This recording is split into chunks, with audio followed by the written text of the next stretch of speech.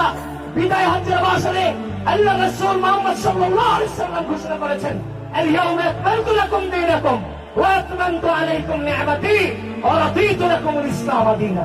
তিনি ইসলামকে পরিপূর্ণ করে দিয়েছেন সেলিমি।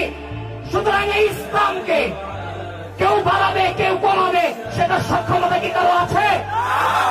এ ভাই, আমরা আমাদের 31 দফার 16 দফাতে বলেছি ধর্মীয় স্বাধীনতার সর্বোচ্চ নিশ্চয়তা প্রদান করা হবে। সে হিন্দু, বৌদ্ধ হোক, খ্রিস্টান হোক, মুসলমান হোক, প্রত্যেকের ধর্মীয় স্বাধীনতা সমানভাবে এই ভূমিতে পালন করবে। কোন ধর্মে কি চুরি করার জন্য বলছে? এই কোন ধর্মে চুরিকে হালাল বলছে? অপপ্রচারকে আর কথা বলতে অপপ্রচারকে, গীবতকে, গুপ্তচর বৃত্তিকে, তাহলে কিসের মুসলমান?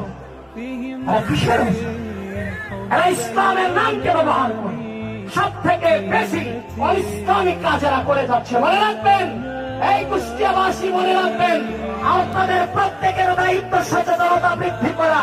এমন একদিন দেখতে হবে তাদেরকে যদি আপনারা না থামাতে পারেন, শুধুমাত্র এদের কারণে আমার ধর্ম পবিত্র ইসলামকে বিভিন্নভাবে পেকিং করা হবে ভবিষ্যতে।